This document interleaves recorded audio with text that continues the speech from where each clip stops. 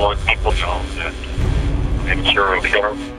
The BTK killer was a real-life monster who terrorized Wichita for decades. Dexter Morgan specializes in hunting monsters who think they're untouchable. But what would happen if these two faced off? Today, we're going to look at one fatal flaw that changes everything. And trust me, once you learn what that is, you'll see why this matchup isn't even close. Dennis Rader called himself BTK. Find, torture, kill. He wasn't just a murderer. He was a sadist who wanted to brand his crimes like a company slogan. But behind that self-appointed nickname was a man who was disturbingly ordinary. He was a church president, a family man, a compliance officer who enforced neighborhood codes. He lived among the people he terrorized, smiling, waving, even scolding them for leaving their grass too long, all while writing taunting letters to police about the murders he committed. BTK killed 10 people between 1974 and 1991. His victims ranged from children to the elderly,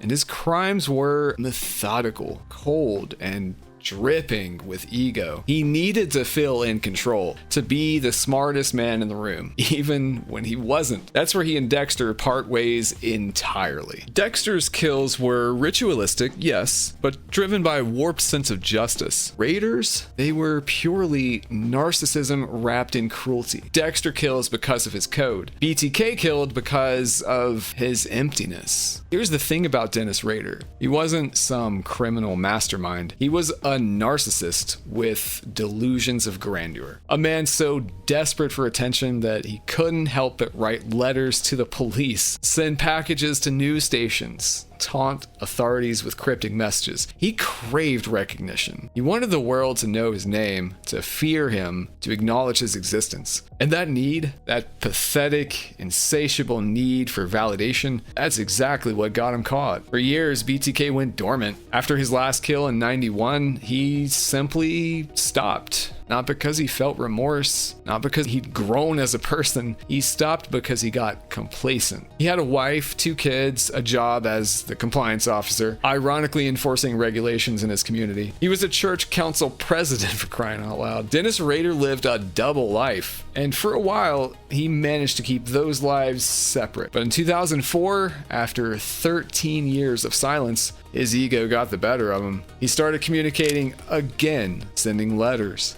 leaving packages, playing games with law enforcement because he missed the spotlight. He even asked police if they could trace a floppy disk, and when they told him no, he believed them. He actually believed them. That's how much he trusted his own superiority. He sent them a disk. They traced it back to his church computer, and just like that, BTK was done. Arrested in 2005. Not a good year for someone who doesn't understand a floppy disk. Sentenced to 10 consecutive life terms. His downfall wasn't sophisticated detective work. It was his own stupidity and desperation to be seen. Now let's talk about Dexter, because if Dennis Rader ever crossed paths with Dexter Morgan, it would be over before BTK even knew it hit him. First, let's address the elephant in the room. Dexter is disciplined. He doesn't kill for ego. He doesn't leave breadcrumbs for police to follow. He doesn't write letters begging for attention like some desperate child screaming, "Look at me," into the void. Dexter kills because of his dark passenger, a need he channels through Harry's code. He's methodical, surgical. He leaves no trace, no evidence, nothing that could lead back to him. For years, he worked alongside Miami Metro Homicide, analyzing crime scenes, processing blood spatter, and getting away with murder right under their noses. And Dennis Rader? He'd be child's play. Let's break down why this isn't even a contest. BTK was sloppy. He left evidence everywhere. Semen at crime scenes, fibers, items stolen from victims that he kept as trophies. During his communications with police, he gave away details only the killer would know, yes, but he also made mistakes, grammatical patterns, linguistic quirks. He practically gift-wrapped himself for law enforcement. Before you watch any further, I'm happy to finally announce that I'm releasing the first limited drop of my t-shirts. At the start, there are only 100 available,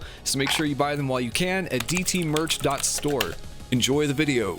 Dexter, on the other hand, is a blood spatter analyst. He knows how to read a crime scene. He knows what investigators look for. He'd take one look at BTK's work and see every error, every point of sloppiness, every floppy disk moment, every moment of ego overriding caution. Finding Dennis Rader would be almost insulting in its simplicity. BTK needed control, but he lacked discipline. Dennis Rader's murders were just chaotic. He would break into homes without always knowing who'd be there. Sometimes his intended victim wasn't home and he'd have to improvise. Like when he killed Shirley Vienne and her children were in the house. He locked them in a bathroom, but the entire situation was unplanned, just messy. Compare that to Dexter. Every kill is planned down to the last detail. He researches his targets for weeks, sometimes months. He knows their patterns, their routines, their vulnerabilities. He doesn't leave anything to chance. By the time he's ready to strike, he's already 10 steps ahead. And when something does go wrong, which happens because Dexter isn't perfect, he adapts quickly, efficiently. Dennis Rader would never see him coming. BTK craved recognition. Dexter craves invisibility. This is the biggest difference between them. Dennis Rader needed people to know who he was. He sent poems to newspapers. He bragged about his crimes. He wanted credit, acknowledgement, and fear. When the case went cold and people stopped talking about him, he couldn't handle it. His ego literally led him out of retirement and directly into a jail cell. Dexter doesn't want fame. He wants to blend in, be the nice guy at work, the doting stepfather, the helpful colleague. His entire existence depends on not being noticed as anything other than ordinary.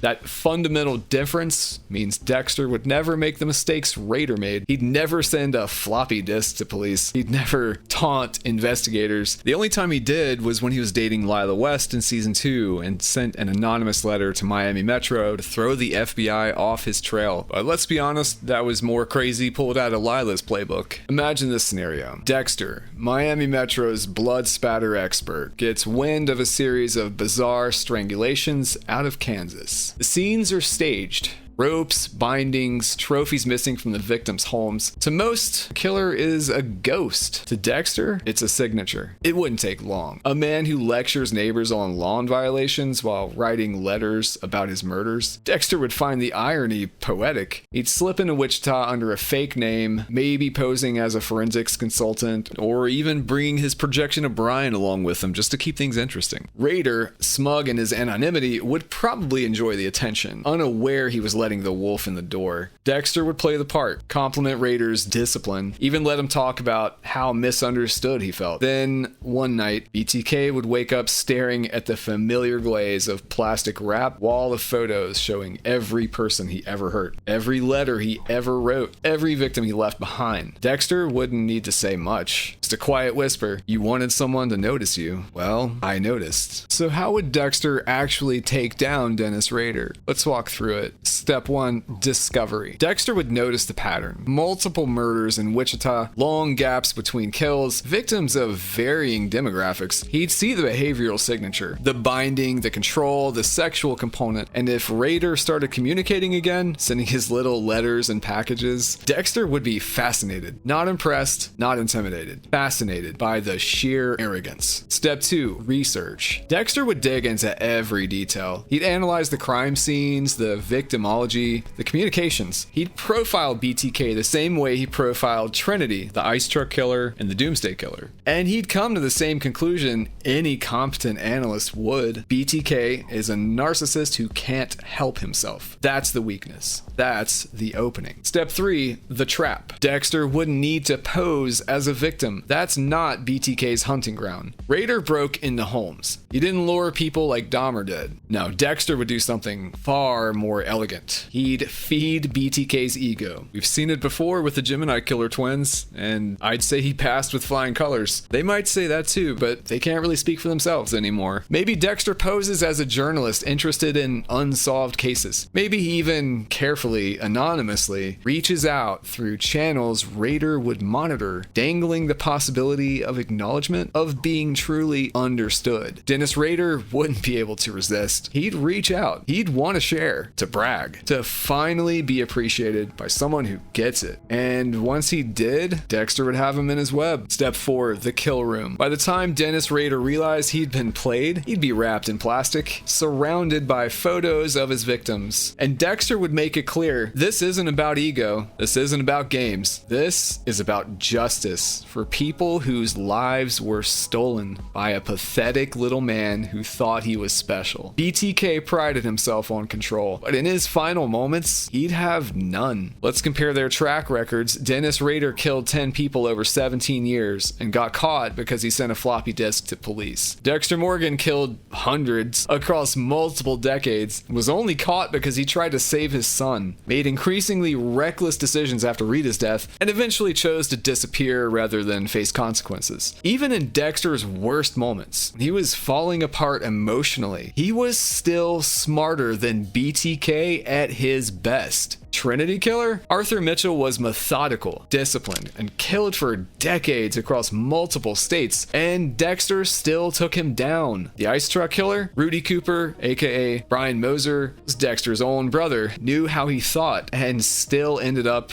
being killed by Dexter. The Doomsday Killer? Travis Marshall was being manipulated by a twisted mentor who was really actually dead and had religious delusions, more complex psychologically than anything Rader could muster. And Dexter eliminated him all the same. Dennis Rader isn't even in the same league. He's not smart enough, he's not disciplined enough, and definitely not careful enough. He's just another monster with an ego problem, and that would be his undoing. Dennis Rader thought he was special. He thought he was smarter than everyone else. He thought his crimes made him important, significant, or worthy of attention and fear. But if he ever encountered Dexter Morgan, he'd learn the truth. He's not special. He's not brilliant. He's not even particularly interesting. He's just another killer who deserves exactly what's coming to him. A needle in the neck, plastic wrap, and the cold, final realization that he was never in control at all. This wouldn't be a contest. It would be an execution. If you enjoyed this breakdown, check out our analysis of why the Trinity Killer was Dexter's most terrifying villain. Go ahead and slash that like button and subscribe. And as always, don't forget to wipe those shoes on the way out.